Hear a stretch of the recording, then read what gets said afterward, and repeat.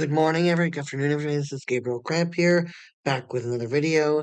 Now, today I have something a little bit different for you. I'm back in the, of course, tier maker, the famous tier maker, and I've got a tier list here, and we're going to be rating some airlines on this tier list. We're going to see how they do. I got some pretty interesting stories to tell about some of these. So, I've got 1, 2, 3, 4, 5, 6, 7 categories, going from fantastic, or rather being a world-class airline, to I would rather walk. And I'd rather walk is even worse than horrendous, so you can only imagine how bad that is. Now, before we do get started, I ask that everybody subscribe to the channel. If you like my content, like the video and comment down below. I'll be sure to respond to as many comments as I can within 24 hours. So, without further ado, let's get started. Air Canada. Now, Air Canada is an interesting airline because I think Air Canada has some issues. Number one is the fleet. Now, the long haul fleet is just 777s and Dreamliners, which is just not enough. And also, the entertainment system on a lot of their long haul aircraft isn't really up to snuff. The Airbus 330, for example, which flies within Canada and flights to LA, for example, has entertainment systems that is painfully slow. And also, the cabin crew, they tend to be meh. Although the flights are usually on time and the schedules are good, but the airline isn't one I would choose over others if crossing the Atlantic, and definitely not within North America. So it's going to get a mediocre from me. Air France. Oh, Air France. Domestically within France, they're very reliable, very good. Sometimes a bit delayed, though. That's the one thing I don't love about them. But long haul, they're not Europe's underdog. A lot of people say that Air France is a fantastic airline, Europe's underdog, and you can never underestimate Air France, and they're just such a fantastic airline. That was not the case a couple weeks ago. I flew them from Boston to Paris. The flight was good, but did it blow me away? No, of course not. The seats reclined too much, the entertainment system was buggy, and the food was horrendous. The crew were nice, but that doesn't make up for the fact the airline's not world class, as many people say. I've heard about them being such fantastic airlines to fly in La Première, their first class cabin and stuff. But for most people, Air France, they're okay, but definitely better than Air Canada. But they're not world class, absolutely not. And so they're going to get a good, which is sort of equivalent to lower level B from me. Air China, I've heard, is absolutely horrendous. You can find so many videos about Air China being awful on the internet, so I will just leave it at that for Air China. Jetstar Airlines of Australia. What do I say about Jetstar? I've never flown them, but I've seen so many reviews that they're always late. And it's a low cost airline. What else to say? I think they're gonna go to subpar. They're not quite as bad as Air China. Haven't got any rats on the plane in a long time, but still, they have some work to do. And now we come to something that's very controversial. Alaska Airlines. A lot of people say Alaska Airlines is so great just because it's consistent.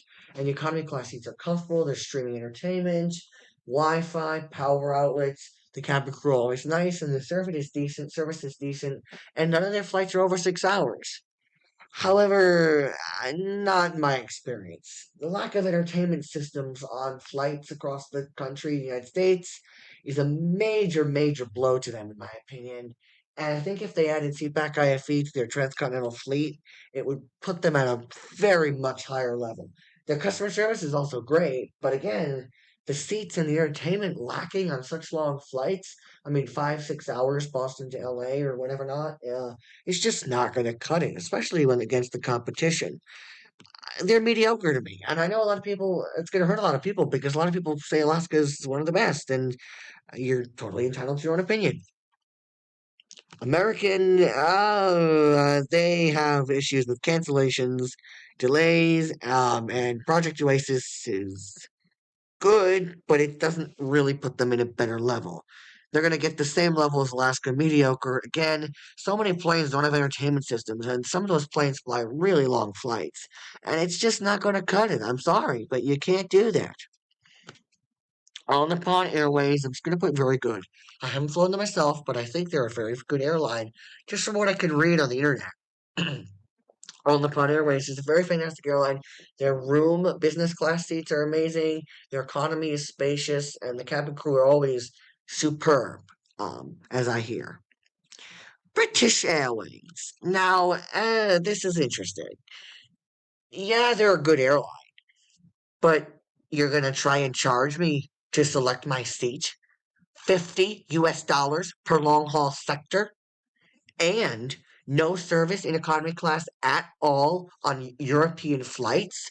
Are you kidding me? No way, Jose. Subpar for BA. Cathay Pacific is the same problem as British Airways with the seat selection. At least their seats are far better. They're not getting anything better than good, though, because they're still. The food service was awful when I flew with them.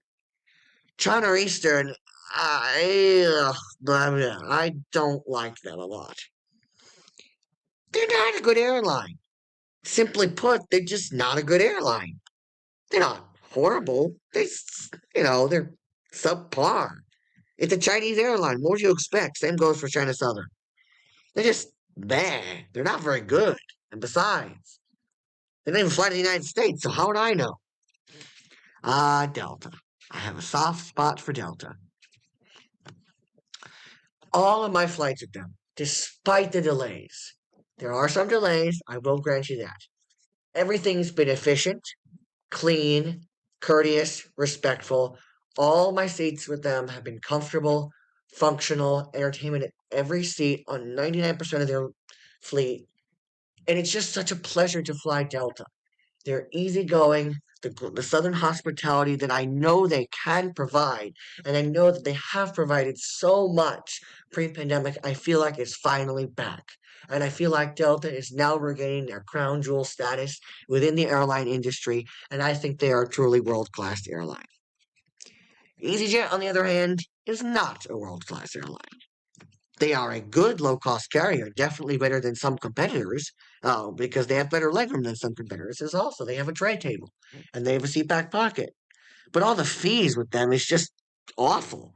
Who wants to pay crazy fees? Not me. Ethiopian is another kind of issue airline that's mediocre. I'm just going to put all the airlines that I think are subpar, and we can talk about them. Malaysian, you've all heard the stories about many people having some problems with Malaysian Airlines. Japan Airlines. They're good. They're not quite as good as All Nippon Airways, so they're just going to get a good from me. Which is, they're a decent airline. They're not awful. U.S. Airways, I'd rather walk because they don't even exist anymore. Huh, there you go. Get that? Same with Spirit. I'd rather walk. Horrendous airline. No tray table. I mean, what the heck are we doing there?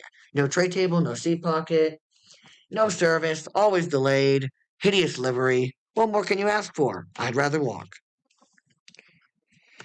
United. Oh, yes, United. I don't care what so many people say about Polaris. They're not getting anything better than a D. Horrendous from me. I flew them 3 times last year, and the delay was over 5 hours every single time. And I'm not kidding. Not only that, but they have a chutzpah to put it as a positive spin for passengers that they got rid of refunds and they tried to make horrible decisions to squirrel around the refund policy during the pandemic, leaving customers without hundreds of dollars and wound up in court. It is despicable. No, they are horrendous. I don't care what United Next Project or Polaris or whatever the not they try to do to make themselves better, dragging people off planes, overbooking, and government fraud scams is not going to land you a world class airline, United. Sorry. What is going to land you a world class airline is Emirates. I don't think there's a lot to be said. I flew them. They are an amazing airline, very comfortable seats, always attentive service. The service is not just professional, but it's sort of fun and playful. And I think that's the service you can expect in economy class. Because most people are trying Emirates for traveling to visit their friends and family or going on vacation. So I feel like Emirates is just belongs as a world class airline. They are a world class airline. Thai Airways is good. I've heard really good things about them, but I wouldn't say they're world class. Southwest. Now, this is where people are going to take issue with me. They board really, really strangely. And I know a lot of people are going to take issue with the fact that, and everybody loves the boarding process, you can pick any seat you like when you board the airplane. Doesn't cut it for me. And also, I'd rather not fly the 737 if at all possible. Hint, hint, what happened 2 years ago. Turkish, brand new seats, brand new planes, but it's Turkey. I mean, they're not world class, but they're very good. And I think if you put them up against Emirates, they'll just land slightly below Emirates. In fact, many people have done comparisons, Turkish Airlines with other Middle Eastern competitors, and they do land slightly below. So I don't think they're world class, but they are a very good airline. There's no doubt about that. Etihad Airways is pretty much the same story as Turkish, and I'd say they're probably about the same level. Hainan Airlines doesn't even exist anymore, so they're going in I'd rather walk. Aero Mexico, if you take them long haul, they're good, but then if you take them within Mexico, they're subpar, so it evens out to mediocre. Frontier, once again, about the same level as United. There's no entertainment, there's no Wi Fi, no charging points, the seats aren't comfortable, they're always delayed. Although they're very fun and playful, it doesn't make up for all their shortcomings. KLM, very good airline. Not world class, just like Air France. But I'd say KLM is Air France with more character. When I flew Air France, one thing I also remarked is that it wasn't a distinctly French experience. Whereas KLM, if you fly in their business class, they give you so many Dutch traditions. KLM really likes to showcase the personality of the Netherlands. And that's what makes them a good airline, in my opinion. It's not the seats and the entertainment, it's just the service and the attitude in general about the airline itself. And that's the same sort of thing with Virgin Atlantic. They're just quintessentially British. Singapore Airlines, I don't think I need to explain that one. It's a world class airline. Lufthansa. Charging for seat selection is never going to get you world class in my book, nor does charging for checked luggage. Also, I've heard that they've recently removed service on some intra European flights. I've flown with them before on the 747 and it was good, but it wasn't up top with the best. JetBlue, once again, is a world class airline. Those Mint seats and Mint studios are fantastic. Those suites on the A321 Transcontinental, you cannot get better than that within the United States. And their coach class offers some of the best legroom in the world.